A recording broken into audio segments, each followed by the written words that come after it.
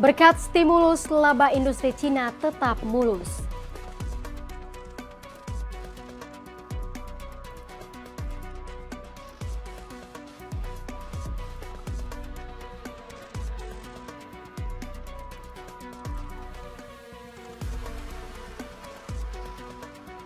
Cina dituding ciptakan gelombang utang di negara-negara rentan.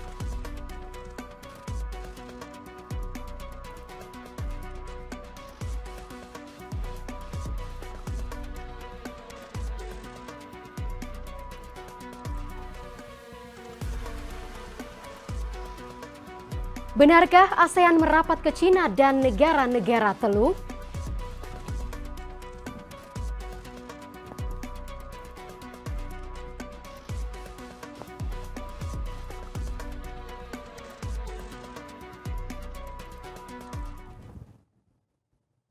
Halo sahabat Kabar Bursa, apa kabar? Anda menyaksikan Kabar Bursa hari ini, edisi 28 Mei 2025.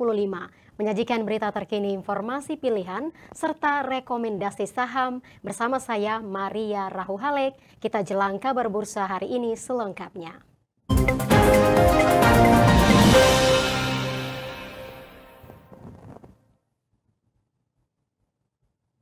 Meski dibayangi tarif Trump, langkah stimulus Cina mulai berbuah manis. Sektor industri Cina catatkan kinerja cuan. Raihan laba industri naik 3% secara year on year pada April 2025, menjadi bukti ketahanan Cina sang ekonomi terbesar kedua dunia. Meski dibayangi tekanan tarif Trump, sektor industri Cina catatkan kinerja cuan. Data Biro Statistik Nasional mencatat raihan laba industri menanjak 3% secara year on year pada April 2025. Lebih kuat dari kenaikan 2,6% pada Maret 2025. Sementara periode Januari hingga April laba industri naik 1,4% secara tahunan. Manufaktur terus memimpin perolehan laba di antara perusahaan-perusahaan industri. Tercatat laba produsen manufaktur naik 8,6% dalam 4 bulan pertama tahun ini. Disusul perusahaan utilitas naik 4,4%, sedangkan sektor pertambangan alami penurunan 26,86%. Peningkatan laba menggambarkan langkah stimulus Cina mulai berubah manis. Dan sejak September tahun lalu, secara bertahap pemerintah Cina meluncurkan berbagai stimulus guna mendorong permintaan dalam negeri dan meningkatkan kepercayaan investor. Hal ini menjadi bukti ketahanan Cina sang ekonomi terbesar kedua dunia. Meskipun demikian, margin laba perusahaan industri tetap tertekan di tengah persaingan harga yang ketat dan risiko deflasi. Kenaikan laba operasional juga tertinggal di 4 bulan pertama akibat kenaikan biaya operasional. Meskipun sempat mencapai kesepakatan, perdamaian Amerika Serikat dan Cina bisa saja tidak bertahan lama dan imbasnya perekonomian Cina dapat terguncang lebih lama. Gelombang jatuh tempo utang besar-besaran tengah mengancam negara-negara paling rentan di dunia. Sebanyak 75 negara termiskin dunia mesti bayar utang bernilai fantastis. Diperkirakan total utang negara berkembang kepada Cina mencapai 590 triliun rupiah. Gelombang jatuh tempo utang besar-besaran tengah mengancam negara-negara paling rentan di dunia. Penagihan masif Cina atas piutang raksasa yang dikucurkan selama lebih dari 1 dekade terakhir telah dimulai. Lembaga think tank independen Lowy Institute menyebutkan negara-negara berkembang akan melakukan pembayaran utang dalam jumlah fantastis ke Cina di 2025. Dari total utang 35 miliar dolar atau setara 590 triliun rupiah, sekitar 22 miliar dolar berasal dari 75 negara termiskin di dunia. Dikhawatirkan jumlah ini akan menekan anggaran sektor vital seperti kesehatan dan pendidikan. Situasi ini menempatkan Cina dalam posisi sulit. Di satu sisi, tekanan diplomatik internasional untuk merestrukturisasi utang yang tak berkelanjutan. Di sisi lain, tekanan domestik dalam negeri mendorong perlunya segera menarik kembali dana akibat perlambatan ekonomi. Diketahui Beijing menyalurkan miliaran dolar melalui Belt and Road Initiative, proyek infrastruktur yang menghubungkan Asia, Eropa, dan Afrika. Program ini sempat menjadikan Cina sebagai pemberi pinjaman bilateral terbesar di dunia. Cina berulang kali telah membantah tuduhan pihaknya sengaja menciptakan jebakan utang bagi negara-negara berkembang. Amerika Serikat menjadi pihak yang berkali-kali menuduh Cina. Namun bagi negara-negara debitur, Belt and Road Initiative dianggap satu-satunya sumber dana saat Barat menolak memberi pinjaman. Sementara Lowy Institute mengkritik Cina yang kini dinilai lebih berperan sebagai penagih utang ketimbang pemberi pinjaman bagi dunia berkembang. Lowy Institute juga memperingatkan lonjakan pembayaran utang berpotensi menjadi alat pengaruh politik bagi Beijing. ASEAN merapatkan barisan dengan memperkuat hubungan dengan Cina dan negara Teluk. Ke-10 negara anggota berjanji untuk tetap solid di tengah gempuran tarif Trump. Meski demikian, ASEAN menghadapi pilihan sulit antara Amerika Serikat dan Cina. ASEAN merapatkan barisan dengan memperkuat hubungan dengan Cina dan negara Teluk. Ke-10 negara anggota berjanji untuk tetap solid di tengah gempuran tarif Trump. Di sela KTT ASEAN ke-46, pemimpin Asia Tenggara menggelar pertemuan tinggi tripartit dengan Perdana Menteri Cina Li Qiang serta para pejabat tinggi negara Teluk membahas gelombang krisis geopolitik yang mengguncang ekonomi dunia. Jeda 90 hari tarif Trump telah mendorong ASEAN untuk mempercepat diversifikasi jejaring perdagangan. Hubungan dagang antara Cina dan ASEAN sudah sedemikian erat. Bahkan ekspor Cina ke Thailand, Indonesia, dan Vietnam melonjak 2 digit pada bulan April. Di lain sisi, ASEAN menghadapi pilihan sulit antara Amerika Serikat dan Cina. Cina telah menjadi sumber investasi keempat terbesar di Asia Tenggara setelah Amerika Serikat, Jepang, dan Uni Eropa. Namun ASEAN juga tak mau kehilangan mitra dagang pentingnya. Saat ini ASEAN tengah dalam pengajuan menggelar pertemuan puncak dengan Amerika Serikat. Sementara Beijing masih dibayangi sengketa wilayah dengan anggota ASEAN seperti Filipina, Vietnam, Malaysia, dan Brunei. Baru-baru ini eskalasi ketegangan antara Cina dan Filipina di Laut Cina Selatan kembali memanas. Landainya perang tarif dimanfaatkan negara-negara ASEAN mempercepat diversifikasi jejaring perdagangan. Pada KTT ASEAN ke-46, ASEAN tampak merapatkan barisan ke Cina dan negara Teluk, termasuk Indonesia. Benarkah poros Indonesia-Cina mau menaklukkan dominasi dolar Amerika Serikat? Dan untuk membahasnya kami sudah terhubung dengan Muhammad Syarkawi Rauf, Chairman ASEAN Competition Institute. Halo, selamat sore Pak Syarkawi. Ya, selamat sore Mbak Maria, apa kabar? Sehat? Sehat Pak Syarkawi. Ini kan Pak Syarkawi, kita langsung saja. Ini dalam seminggu ini ada 2 kunjungan penting, kunjungan Perdana Menteri Cina Li Qiang dan kunjungan Presiden Prancis Emmanuel Macron ke Indonesia di tengah-tengah tekanan tarif Trump. Nah, bagaimana atau apa makna dari kunjungan ini, Pak? Jadi yang pertama ya, kunjungan ini kan menandakan bahwa 2 negara ini adalah negara sahabat bagi Indonesia ya. Kemudian yang kedua, ini menunjukkan bahwa kita memiliki hubungan bilateral baik di bidang ekonomi maupun di bidang politik yang erat di antara kedua negara, dan ini kelihatan dari proses penyambutan yang dilakukan oleh Presiden kita Pak Prabowo terhadap 2 pimpinan negara ini. Saya kira bagi Indonesia ini sangat bermakna ya, apalagi kalau kita lihat hubungan perdagangan misalnya untuk Indonesia dengan Tiongkok atau Indonesia dengan China, ini memang agak berbeda dengan konteks hubungan dagang Indonesia dengan Prancis ya.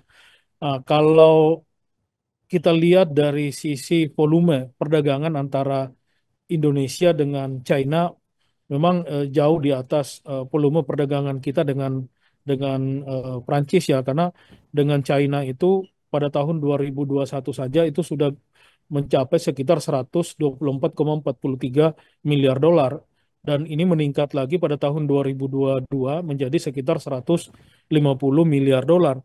Sementara perdagangan Indonesia dengan Prancis, ekspor kita itu hanya nilai perdagangan kita itu hanya kurang lebih 2,4 miliar dolar ya. Indonesia ke Prancis maupun sebaliknya. Kemudian sampai Maret 2025 kemarin, perdagangan Indonesia dengan China itu juga ekspornya kita sudah sekitar 6,02 miliar dolar. Nah, kita mengimpor pun dari China dalam jumlah yang hampir sama ya, 6,2 miliar dolar, dan kita defisit sekitar 800 juta US dollar ya, 1,8 sorry. Kita defisit sekitar 662 dikurang ya 18 lah, 0,18 miliar dolar ya, defisit perdagangan Indonesia dengan China. Nah, saya kira dari sisi intensitas hubungan ya pasti hubungan kita dengan China jauh lebih intensif dibandingkan dengan hubungan perdagangan Indonesia dengan Prancis, dan ini kelihatan dari volume perdagangan. Cuma yang jadi isu di sini adalah produk perdagangan Indonesia dengan China itu berbeda dengan produk perdagangan Indonesia dengan Prancis. Kalau kita dengan China rata-rata komoditi yang memang misalnya ya Indonesia punya, China juga punya. Misalnya untuk komoditas yang kita ekspor ya, misalnya besi dan baja juga kita punya produknya, China juga punya produknya. Makanya beberapa waktu terakhir selalu ada isu ya, serbuan baja impor murah dari China ke pasar domestik kita ya. Kemudian yang kedua, kita ekspor nikel. Ya, saya kira kita absolutely kompetitif di sini ya, karena kita salah satu produsen nikel terbesar di dunia. Kemudian beberapa produk pertanian yang memang tidak bisa dihasilkan oleh China sendiri ya, karena ya kita tropis, mereka daerah yang subtropis ya. Nah, kemudian ya barang-barang tambang yang lain.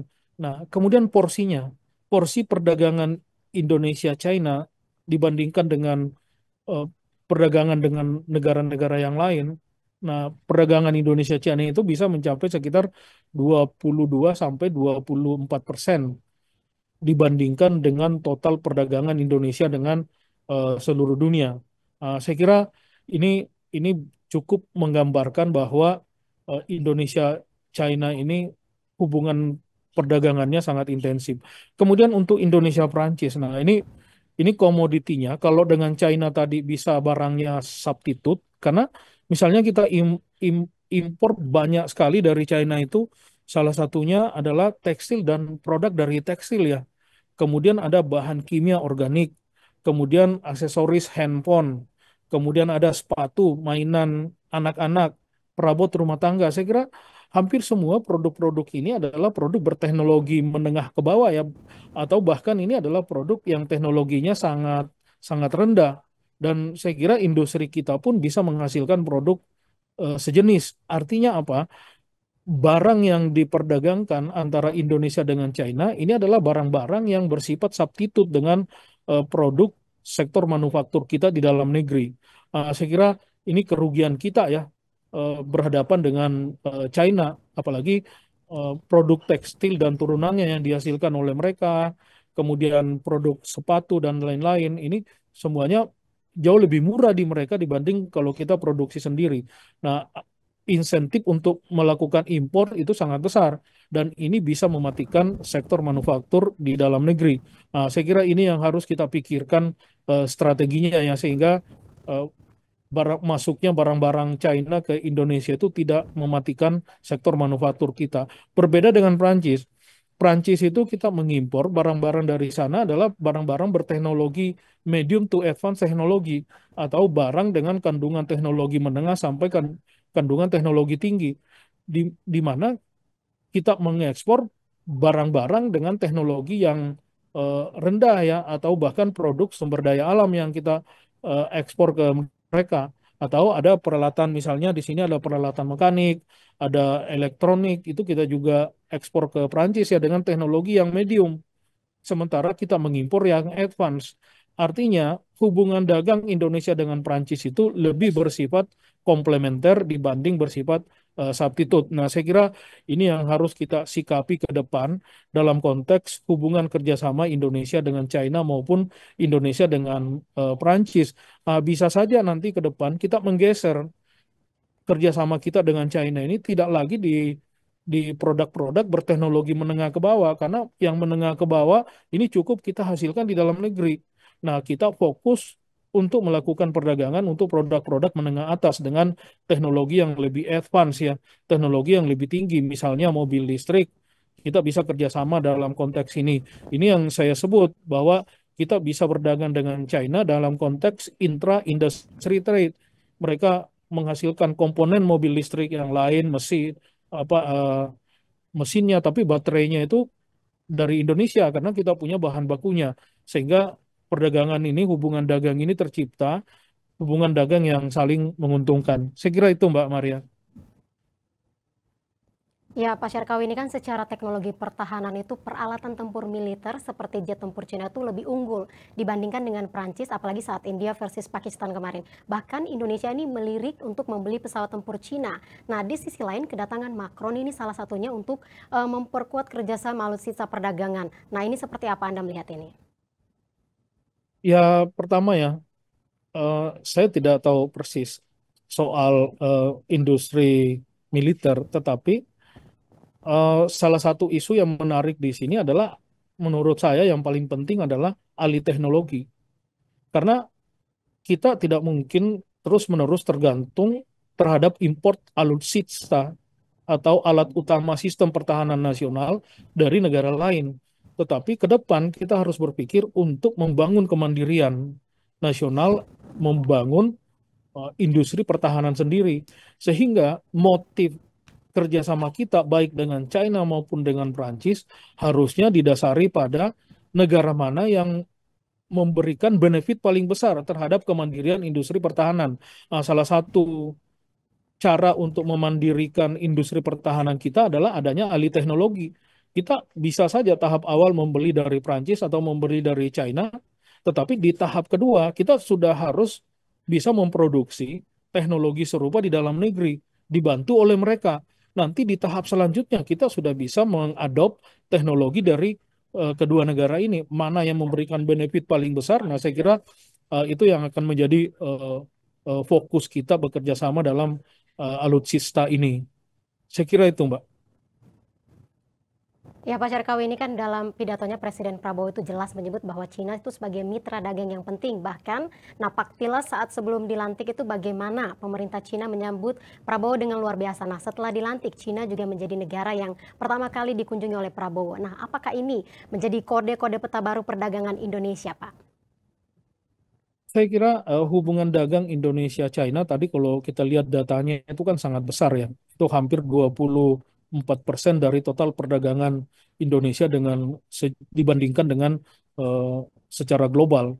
Uh, Kemudian yang kedua, Amerika juga sama ya. Amerika juga sejak dulu itu menjadi mitra dagang utama kita ya, khusus untuk produk-produk yang berbasis sumber daya alam.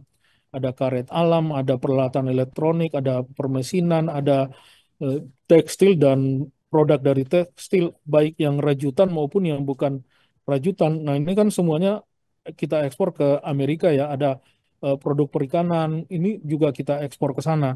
Nah, dua-dua ini saya kira penting buat buat Indonesia ya. Dan memang kalau kita lihat data, China, Amerika, Jepang, Korea, ini adalah mitra-mitra dagang utama kita yang ya menurut saya ini harus menjadi mitra strategis Indonesia dalam konteks perdagangan internasional, sehingga kita tidak ikut mau poros Amerika, mau poros China, mau poros Jepang atau Korea atau Uni Eropa. Yang paling penting buat kita adalah negara mana yang memberikan benefit bagi Indonesia paling besar. Artinya dalam konteks ini ya kita pragmatis saja berpikirnya. Kalau China memberikan benefit besar, kita akan bekerja sama. Kalau Amerika juga memberikan benefit yang sama, kita juga akan bekerja sama ya. Nah, benefitnya paling besar terhadap perdagangan kita. Dan menurut saya yang paling penting bagi Indonesia sekarang adalah produk-produk berteknologi tinggi, bukan produk yang medium to low teknologi. Kita menginginkan produk yang medium to advance teknologi. Dan kita ingin membangun kapasitas sektor manufaktur kita di dalam negeri dengan mengadopsi teknologi manufaktur dari luar yang memang high tech. Kalau produknya sama saja dengan apa yang kita bisa hasilkan, ini akan banyak merugikan sektor manufaktur di dalam negeri. Apalagi yang berkaitan dengan tekstil dan produk tekstil atau mainan anak-anak. Saya kira ini nggak perlu lagi kita impor dari negara manapun karena industri dalam negeri kita pun bisa menghasilkan. Nah, yang kita perlu adalah ya tadi, oke, BYD dari China masuk Indonesia. Oke, kita kita buka pasar kita seluas-luasnya, tetapi jangan jangan sampai kita hanya menjadi konsumen, tetapi kita harus ada transisi untuk alih teknologi mobil listrik itu, termasuk untuk produk-produk berteknologi tinggi lainnya. Saya kira itu, Mbak Maria. Ya, Pak Syarkawi, ini Anda melihat potensi perdagangan antara Cina dan Indonesia ini lebih menguntungkan yang mana, Pak? Jadi buat buat kita ya, China itu harus dipandang sebagai pasar ya bagi industri manufaktur kita. Nah, khususnya yang misalnya manufaktur berteknologi menengah ya. Untuk berteknologi tinggi sudahlah teman-teman di China bisa menghasilkan itu secara mandiri. Tetapi untuk produk masih produk yang low teknologi ya itu kan bisa kita hasilkan sendiri. Ini harusnya dalam konteks kerjasama Indonesia-China itu harus seperti itu dibuatnya. Jangan kita menjadi limpahan pasar dari produk-produk berteknologi menengah ke bawah dari China. Kalau berteknologi tinggi, oke. Uh, dan kalau dengan negara lain, misalnya dengan Jepang ya, dengan Jepang ya kita bisa mengadop teknologi medium to advance ya, teknologi mobil, semikonduktor, atau dengan Amerika juga begitu bisa kita mengadop teknologi itu dan dari China pun harus seperti itu. Jangan lagi kita menerima produk-produk yang medium to low teknologi. Saya kira itu, Mbak. Ya, Pak Syarkawi, ini kan dalam pertemuan antara Cina dan Indonesia sepakat untuk bertransaksi menggunakan mata uang lokal atau dedolarisasi. Nah, apakah ini sudah memperjelas posisi Indonesia berdiri bersama Cina atau seperti apa? Ya, saya kira ini kan dedolarisasi ini mengurangi penggunaan US dollar di dalam transaksi perdagangan maupun pembayaran internasional ya. Nah, salah satu cara yang digunakan untuk mengurangi resiko terjadinya fluktuasi rupiah terhadap dolar atau renminbi terhadap dolar atau mata uang lain terhadap US dollar itu dengan cara membangun kesepakatan yang disebut dengan local currency transaction. Nah, local currency transaction itu maksudnya apa? Maksudnya semua perdagangan antara Indonesia dengan China itu harusnya dibayar dalam dua mata uang. Satu rupiah dan yang kedua adalah renminbi. Misalnya pada saat Indonesia membeli barang-barang China dibayar pakai rupiah dan China menerima rupiah. Kemudian China pun membeli barang-barang kita dibayar pakai renminbi dan kita menerima renminbi di sini. Sehingga antar dua negara ini ya saling saling win-win. Bukan berarti misalnya local currency transaction itu yang selama ini kita lakukan di ASEAN juga sama ya, Indonesia, Malaysia. Malaysia beli di kita pakai ringgit, kita terima. Indonesia beli ke Malaysia pakai rupiah, mereka juga terima. Nah, ini akan mengurangi ketergantungan terhadap US dollar dan mengurangi penggunaan US dollar dalam pembayaran perdagangan internasional ya dan atau invoice perdagangan internasional. Nah, motivasinya sebenarnya bukan dedolarisasi ya, tapi motivasinya adalah mengurangi resiko fluktuasi US dollar atau mata uang lokal terhadap US dollar ya yang bisa merugikan kita ketika melakukan pembayaran internasional. Dengan adanya transaksi atau kesepakatan local currency transaction itu akan memang mengurangi ketergantungan pembayaran terhadap US dollar. Karena untuk dedolarisasi secara penuh dalam jangka pendek maupun jangka menengah ini masih akan sulit ya karena kalau kita lihat indeks of currency usage itu indeks penggunaan mata uang secara global US dollar itu masih sangat dominan itu kurang lebih masih 66%. Kemudian renminbi China itu hanya kurang lebih 2,5%. Kemudian kalau kita bandingkan misalnya ya dengan mata uang lain, ya juga sama ya. Mata uang lain pun masih relatif eh, lebih besar dibandingkan misalnya currency usage untuk yen, untuk renminbi ya, yen, pound sterling, kemudian eh, euro itu masih jauh lebih besar dibandingkan dengan renminbi. Artinya dedolarisasi dalam konteks ini adalah dedolarisasi untuk mengurangi resiko terjadinya fluktuasi US dollar dalam pembayaran perdagangan atau invoice perdagangan. Karena kalau kita lihat ya, dalam perdagangan internasional pun ini dolar itu masih sangat sangat dominan ya. Dan penggunaan misalnya mata uang lain seperti renminbi, penggunaan renminbi itu hanya dilakukan dalam konteks perdagangan China dengan negara lain, tetapi perdagangan yang tidak melibatkan China dengan negara lain itu tidak ada yang pakai renminbi, semua masih dalam US dollar, sehingga ya penggunaan US dollar secara internasional itu juga masih sangat besar, dan ini tercermin pada cross border international payment system ya. Ini punya China nih, CIPS ya. Itu total total apa? Total perdagangan transaksi harian itu hanya sekitar 60 miliar dolar ya. Nah, sementara pada tahun yang sama itu tahun 2022 penggunaan US dollar itu sudah hampir 1,1800 triliun dolar AS per hari transaksinya. Saya kira ini kan masih sangat jauh ya, sehingga harapan untuk melakukan dedolarisasi dalam pengertian mensubstitusi US dollar dalam berbagai berbagai transaksi internasional, saya kira itu masih sulit. Nah, tetapi dalam konteks yang saya sampaikan tadi, menghindari resiko fluktuasi mata uang kita atau mata uang negara lain terhadap US dollar dalam hal pembayaran perdagangan itu bisa saja kita lakukan. Dan misalnya yang lain lagi lah, kepemilikan asing misalnya yang berbahaya terhadap aset-aset China maupun dibandingkan dengan aset-aset Amerika itu juga sangat tinggi.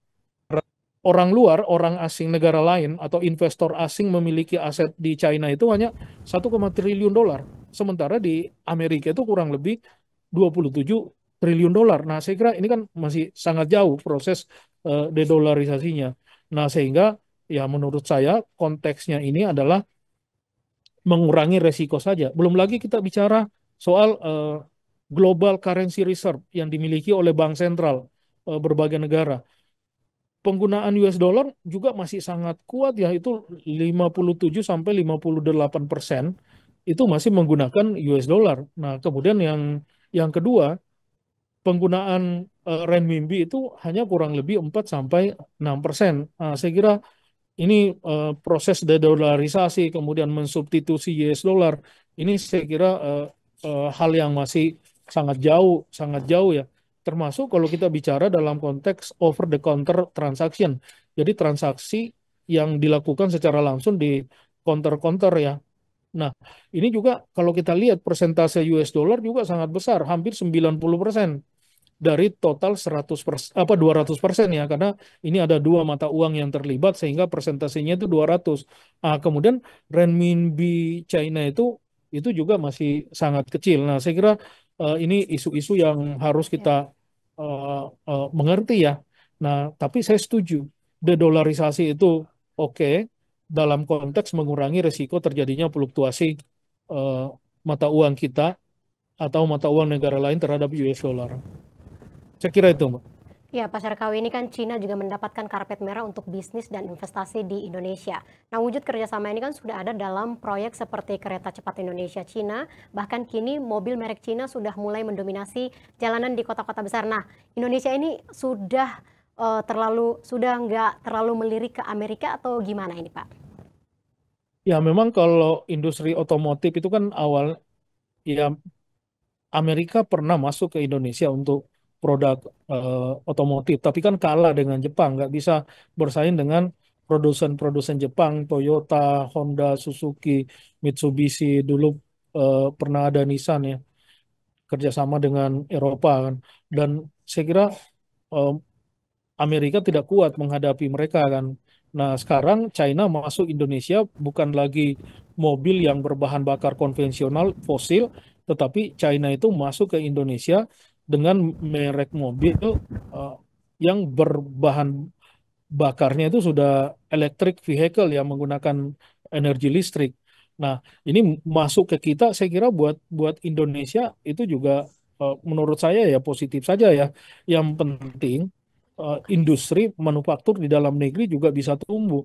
Jangan kita hanya jadi pasar, jadi konsumen, tetapi R&D mobil listrik juga kita harus jalan di sini. Adopsi teknologi mobil listrik juga harus jalan di kita ya. Sehingga misalnya kerjasama dengan BYD, kerjasama dengan apa Wuling atau merek MG yang sekarang juga berbasis di China masuk ke Indonesia ya ini harus harus jalan. Jadi kita jangan mengulangi lagi eh, ya kalau menurut saya strategi yang kurang pas yang kita lakukan sebelumnya ya terhadap eh, mobil yang berbahan bakar fosil atau bahan bakar konvensional. Nah, kita sudah harus lebih lebih canggih lagi nih menghadapi situasi yang sekarang ya. Utamanya bagaimana membangun kapasitas industri manufaktur kita di dalam negeri.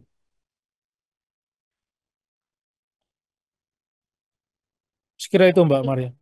Ya, Pak Syarkawi, ini ada pertanyaan dari teman-teman yang sudah terhubung melalui live chat. Ini ada dari Lela Naning Jagat Mayapada. Pak Syarkawi, Cina dikasih karpet merah sejak pemerintah Jokowi. Dulu otomotif kita dijajah Jepang, sebentar lagi diganti Cina. Ini apa pendapat Anda, Pak? Ya, itu yang saya sampaikan tadi ya, bahwa strategi pengembangan industri manufaktur kita itu harus berubah ya. Dari sebelumnya dengan mobil berbahan bakar konvensional itu ya kita kan tidak tidak bisa punya brand sendiri ya. Kenapa? Karena ya kita lebih lebih nyaman membeli dari brand-brand mobil Jepang atau Eropa yang ada di kita. Nah, sementara negara lain berusaha membangun merek mobil sendiri. Misalnya kalau kita ke Malaysia ya, Malaysia produk Proton maupun brand mobil yang lain itu kan bekerja sama dengan Honda, bekerja sama dengan Toyota, ada yang bekerja sama dengan Mitsubishi, membangun brand mobil yang beredar di Malaysia kan. Nah, saya tidak tahu nih kenapa kita di Indonesia tidak berusaha membangun strategi yang sama. Dan ini peluangnya ada nih ke depan dengan mobil listrik ya, apalagi mobil listrik ini kan baru masuk nih di kita. Uh, ini yang harus kita pikirkan, Mbak, menurut saya. Pak Syarkawi, ini ada pertanyaan lagi dari Mentari Prameswari Putri. Mana lebih menguntungkan Indonesia, poros Beijing atau poros Washington DC? Silahkan, Pak. Ya, kalau kita lihat ya, barang-barang yang kita ekspor ke kedua negara itu, kalau ke China kita ekspor kan barang-barang berbasis sumber daya alam. Produk utama kita juga tekstil dan produk dari tekstil. Produk utama kita juga adalah produk-produk yang medium to low teknologi. Nah, kalau kita lihat barang yang kita impor dari China pun itu barang-barang yang sejenis. Dan ini bisa, kalau ini terjadi terus, nah ini bisa mematikan sektor manufaktur di dalam negeri. Makanya kalau menurut saya ke depan, kita sudah harus bicara dengan China sebagai negara sahabat. Nah, kita memerlukan China itu dalam konteks pengembangan industri manufaktur berteknologi tinggi di Indonesia. Bagaimana ada adopsi teknologi dari mereka yang memang teknologinya sudah lebih advance dibandingkan dengan kita ya. Nah, saya kira itu yang harus kita bicara dengan China nih dalam konteks hubungan baik Indonesia-China. Nah, kalau dengan Amerika ya memang barang-barang kita bersifat komplementer ya. Komplementernya itu karena kita kita hanya mampu menghasilkan barang berteknologi menengah ke rendah, mereka menghasilkan barang berteknologi menengah ke tinggi. Sehingga kalau kita berdagang dengan dua negara ini, perdagangannya akan saling membantu atau saling mendukung, atau perdagangannya akan bersifat komplementer. Makanya strateginya kita ke depan adalah karena dua-duanya ini adalah sahabat kita secara global, kita harusnya bisa bisa berbicara dengan baik dengan kedua negara ini untuk merumuskan strategi perdagangan Indonesia-China maupun Indonesia-Amerika ya, sehingga memberikan benefit kepada sektor manufaktur kita di dalam negeri. Ya baik Pak Syarkawi, ini kan nggak cuman Indonesia, tapi pejabat Uni Eropa juga dikabarkan bakal ketemu dengan pejabat Cina di awal bulan Juni. Nah, apakah ini artinya Uni Eropa juga sudah menyiapkan sekoci pengaman jika tidak terjadi deal dengan Donald Trump, Pak? Ya, saya kira uh, konteks China dengan Uni Eropa itu juga ini ya, itu juga model kerjasama perdagangan yang antar dua negara ini relatif sama ya. Nah, cuma kelebihannya China ini medium to low teknologi dia punya barangnya, medium to advance teknologi juga dia punya. Nah, Uni Eropa lebih banyak fokus ke barang-barang berteknologi tinggi ya.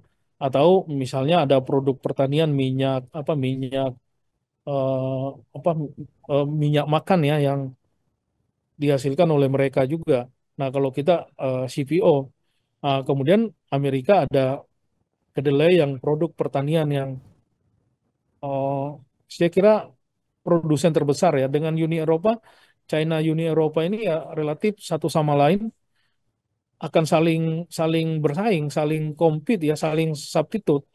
Nah, sehingga saya nggak tahu nih masa depan kerjasama China Uni Eropa karena antar dua negara, antar dua kawasan ini kan saling saling menggantikan barangnya substitusi. Nah, mungkin itu yang saya bilang membentuk global supply chain antara Eropa China ya, di mana brand-brand Eropa itu diproduksi di China atas lisensi eh, Eropa, kemudian dipasarkan ke berbagai negara. Dan saya kira itu yang terjadi sekarang dalam konteks kerjasama China Uni Eropa.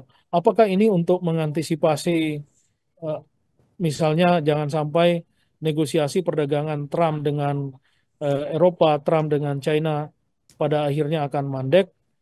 Uh, tapi menurut saya tanpa tanpa ini pun kedua negara ini kan secara alami mulai bekerja sama kan. Misalnya MG ini kan brand yang dari Eropa kan masuk menjadikan China sebagai production base, kemudian ekspor ke salah satunya ke ASEAN, khususnya Indonesia kan. Dan saya kira banyak lagi yang lain ya produk-produk pakaian dari Inggris, bahkan saya kira brand-brand ternama dunia yang dari Prancis maupun dari Jerman ya saya kira sudah banyak yang menjadikan China sebagai production base ya karena di sana buruhnya lebih murah, kemudian fasilitas pemerintahnya juga mendukung, kemudian teknologinya juga ready, insentif pajaknya juga di apa diberikan dan ini yang membuat banyak produsen-produsen Eropa sekarang ada di menjadikan China itu sebagai production base ya untuk ekspor ke berbagai negara, bahkan diekspor lagi ke Eropa sendiri. Ya saya kira ini model ini yang akan berlangsung ya antara China dengan Eropa ke depan. Ya Pak Syarkawi, dari berbagai gambaran yang sudah Anda sampaikan tadi, apakah boleh ditarik kesimpulan kalau Indonesia ini berporos ke Cina? Nah, Anda setuju jika disebut demikian? Ya saya kira tidak ya karena kita punya garis politik kan dan saya kira ini yang kita pegang selama ini bahwa Indonesia itu secara politik perdagangan pun harusnya lebih bebas, aktif ya. Kemudian yang kedua, seharusnya dalam konteks kerjasama perdagangan internasional, kerjasamanya itu harus pertimbangannya cost and benefit. Kerjasama perdagangan yang memberikan benefit terbesar ke Indonesia, nah itu yang kita kerjakan. Kalau benefitnya lebih kecil atau bahkan merugikan industri manufaktur di dalam negeri, ini ngapain kita kerjasama? Kan prinsip dasarnya itu selalu ada national interest, selalu ada kepentingan nasional yang harus kita bawa dalam konteks kerjasama perdagangan atau kerjasama ekonomi internasional. Dan kepentingan nasional ini yang tidak boleh ditawar-tawar. Ini red line, ini garis merah yang tidak boleh di, diganggu ya oleh siapapun dalam konteks kerjasama perdagangan atau kerjasama ekonomi yang lebih luas dengan berbagai negara, baik itu dengan China maupun dengan Amerika. Ya, terima Sekira itu. kasih Pak Syarkawi untuk analisis Anda di Kabar Bursa hari ini. Sukses selalu, Pak. Siap, makasih Mbak Maria. Kita menuju informasi selanjutnya. Di tengah panasnya tensi serangan masif Rusia, Ukraina menuduh ada Cina di balik industri senjata Rusia. Intelijen Rusia mengklaim pihaknya memiliki data valid terkait tuduhan tersebut. Sementara Cina membantah keras tuduhan tersebut. Cina menyebut tuduhan Ukraina sebagai manipulatif dan tidak berdasar. Lantas, benarkah ada Cina di balik invasi Rusia di Ukraina? Di tengah panasnya tensi serangan masif Rusia, Ukraina menuduh ada Cina di balik industri senjata Rusia. Tuduhan muncul setelah Rusia menghantam Ukraina dengan serangan drone massal dalam semalam, serangan terbesar sepanjang perang Rusia dan Ukraina. Kepala Dinas Intelijen Luar Negeri Rusia, Ivashchenko, mengklaim pihaknya memiliki data valid terkait tuduhan tersebut. Ivashchenko mengonfirmasi Cina telah memasok komponen penting ke 20 fasilitas militer Rusia. Ivashchenko juga menyebut 80% komponen elektronik penting dalam drone Rusia berasal dari Cina. Ukraina secara konsisten menuding Cina telah mendukung perang. Bulan lalu tuduhan publik pertama dilayangkan saat Presiden Ukraina Zelensky menuding Cina memasok bubuk mesiu dan bahan ke produsen senjata Rusia. Bahkan Ukraina menyebut Beijing telah mengirim pasukan untuk bertempur bersama Rusia. Cina membantah keras tuduhan telah terlibat dalam invasi Moskow. Juru bicara Kementerian Luar Negeri Cina, Mao Ning, menekankan posisi Cina dalam konflik di Ukraina tetap jelas dan konsisten. 中方在乌克兰问题上的立场一贯明确，一直积极致力于止战停火、劝和促谈。中方从未向冲突任何一方提供致命性武器，严格管控军民两用物项。乌方对此是十分清楚的。 中方坚决反对无端指责和政治操弄。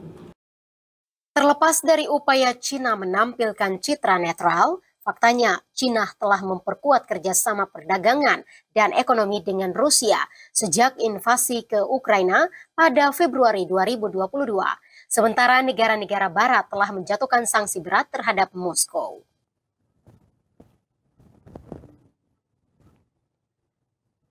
Sahabat Kabar Bursa, harga minyak dunia ditutup melemah pada perdagangan Rabu 28 Mei 2025. Kemudian harga emas turun 2 hari beruntun setelah Trump tunda tarif Eropa. Selanjutnya harga Bitcoin melemah 0,03% dalam 24 jam. Berikut informasi lengkapnya. Harga minyak dunia ditutup melemah pada perdagangan Rabu 28 Mei 2025. Di tengah kekhawatiran pasar soal potensi lonjakan pasokan global, minyak Brent turun 65 sen atau 1% ke posisi $64,09 Amerika per barrel. Kemudian West Texas Intermediate turun 64 sen atau 1,04% ke posisi $60,89 Amerika per barrel. Penurunan harga minyak ini ditopang oleh ketidakpastian negosiasi nuklir antara Iran dan Amerika Serikat, serta ekspektasi bahwa OPEC Plus akan menaikkan produksi dalam waktu dekat. OPEC Plus diperkirakan tidak akan mengubah kebijakan produksinya dalam rapat Rabu ini. Namun 3 delegasi menyebut pertemuan lanjutan pada Sabtu nanti kemungkinan menyepakati percepatan kenaikan produksi minyak mulai Juli mendatang. Harga emas dunia kembali tergelincir untuk hari kedua berturut-turut, seiring membaiknya sentimen pasar setelah Presiden Amerika Serikat Donald Trump menunda penerapan tarif impor terhadap Uni Eropa pada perdagangan hari Rabu 28 Mei 2025. Harga spot emas turun 1,2% ke level $3.302 Amerika per ons.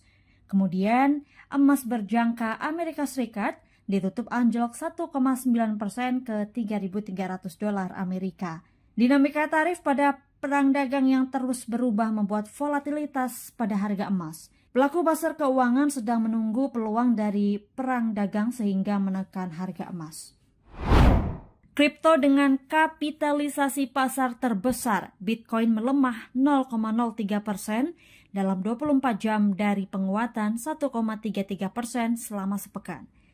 Harga Bitcoin pada hari ini berada di level 1,77 miliar rupiah.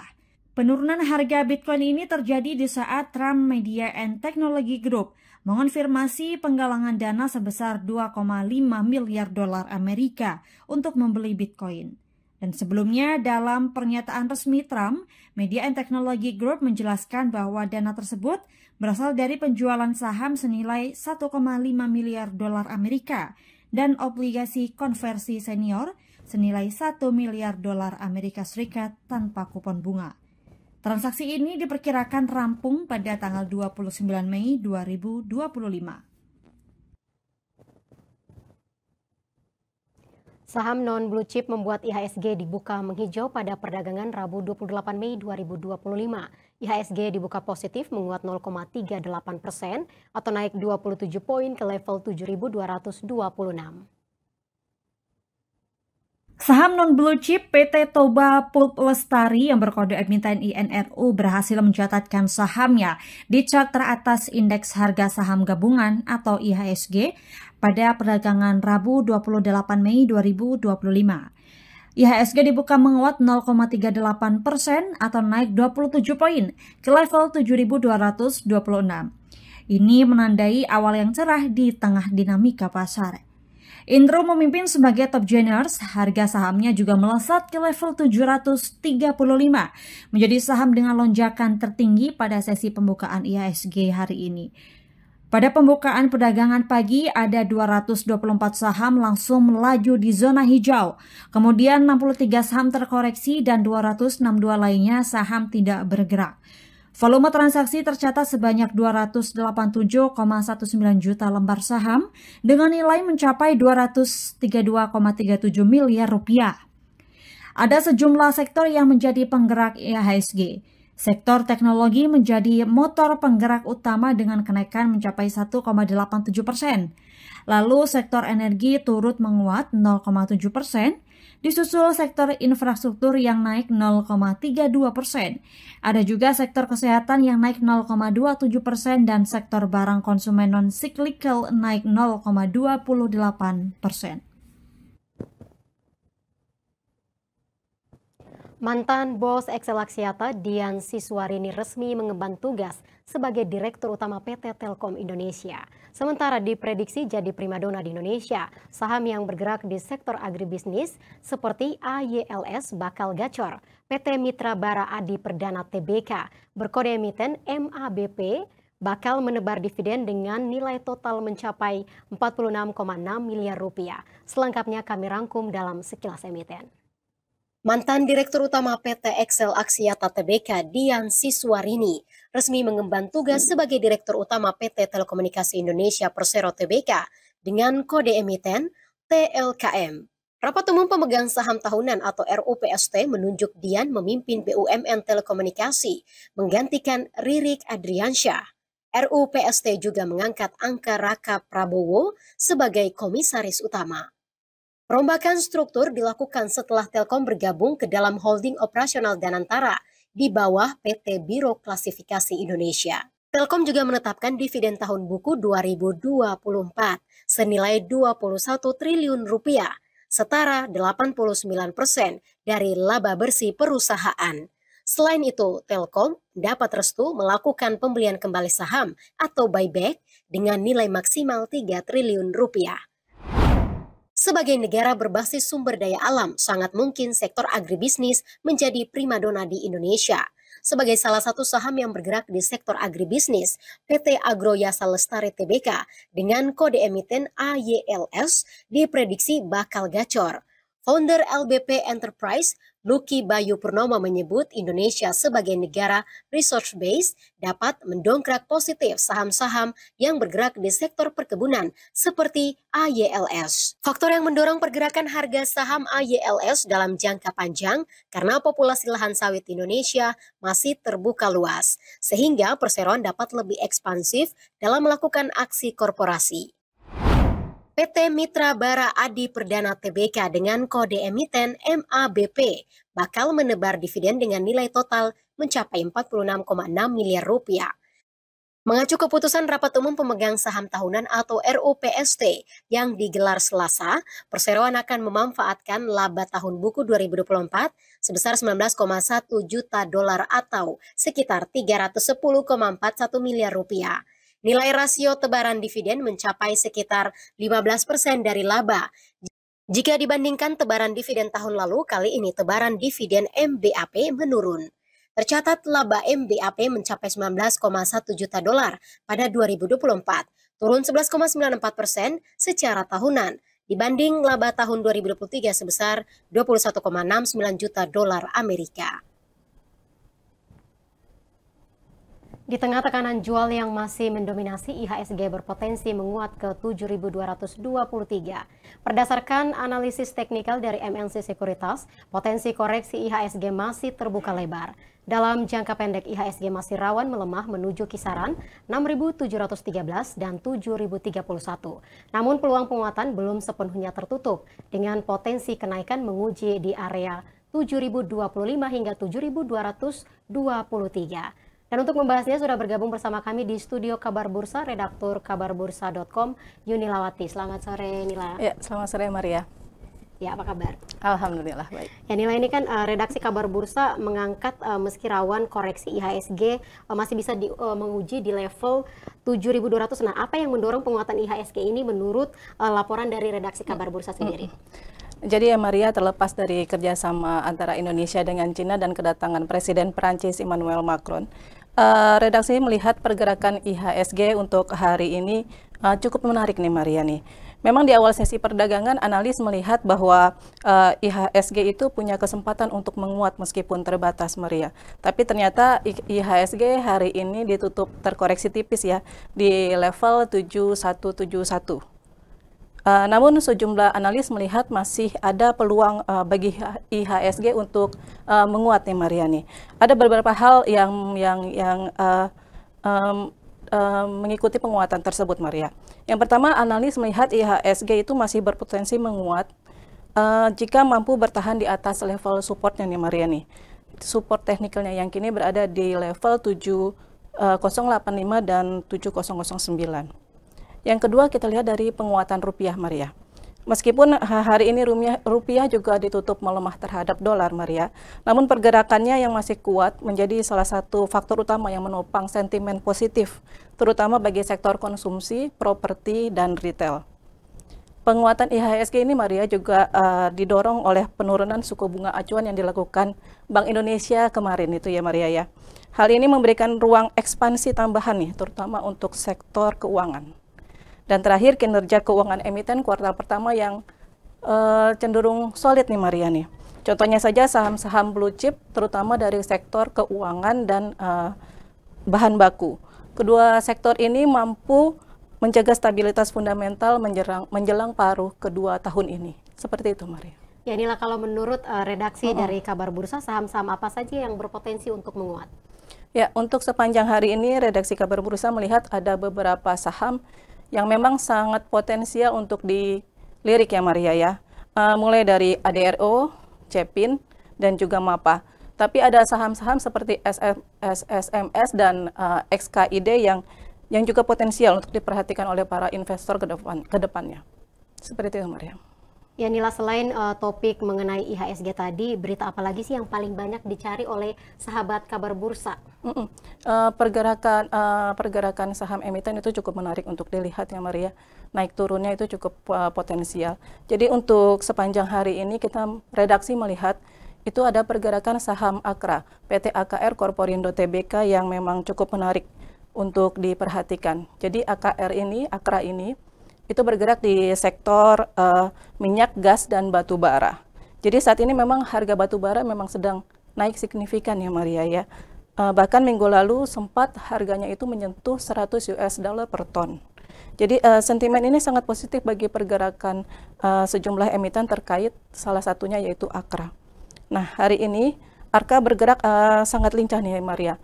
Sempat mencapai titik teknikal pentingnya. Bahkan pergerakan tersebut dijadikan acuan strategi perdagangan oleh sebagian investor yang mengandalkan analisis grafik. Seperti itu Maria. Dan menarik untuk diketahui bagaimana analis bagaimana analisis potensi AKRA untuk kedepannya bagi para investor. Untuk selengkapnya bisa baca di portal kabarbursa.com. Baik, terima kasih Nila. Selamat bertugas kembali. Ya, terima kasih Maria. Kita beralih ke informasi lain. Indonesia dan Prancis sepakat mendeklarasi visi bersama menuju 100 tahun hubungan diplomatik antar kedua negara pada tahun 2050. Keduanya juga memperkuat kemitraan strategis di sektor pertahanan melalui penandatanganan Letter of Intent atau LOI. Presiden Prabowo Subianto dan Presiden Prancis Emmanuel Macron melakukan pertemuan bilateral di Istana Merdeka, Jakarta. Pertemuan ini sebagai rangkaian kunjungan kenegaraan Presiden Republik Prancis Emmanuel Macron ke Indonesia. Presiden Prabowo mengungkapkan pertemuan empat mata antara dirinya dengan Macron membahas secara intensif berbagai isu global dan hubungan bilateral kedua negara. Dalam pertemuan empat mata antara saya dengan Presiden Macron, kami membahas secara intensif kondisi internasional, kondisi geopolitik dan geoekonomi, dan kami meninjau hubungan Indonesia dan Prancis yang penuh dengan persahabatan, saling menghormati dan saling mendukung. Kemudian di bidang pertahanan, Presiden Prabowo menegaskan bahwa Prancis merupakan mitra utama Indonesia dalam modernisasi alutsista. Kami tentunya sudah memiliki perjanjian kerjasama pertahanan Indonesia-Prancis. Prancis adalah salah satu mitra utama Indonesia dalam modernisasi alutsista pertahanan, termasuk dalam pengembangan industri pertahanan melalui joint production dan alih teknologi. Kami mencatat hasil positif Indonesia-France Defense Dialogue ke-11 bulan lalu di Jakarta, dan partisipasi Indonesia dalam latihan Angkatan Laut La Pérouse sebagai bentuk komitmen bersama untuk menjaga stabilitas kawasan. Sebelumnya, Presiden Prabowo Subianto menerima kunjungan kehormatan Presiden Prancis Emmanuel Macron, dan kunjungan ini merupakan yang pertama dilakukan Macron di masa pemerintahan Prabowo. Macron disambut ratusan pasukan serta upacara kenegaraan dengan diiringi dentuman pasukan drum band. Ratusan siswa-siswi turut menyambut kedatangan Presiden Prancis ini.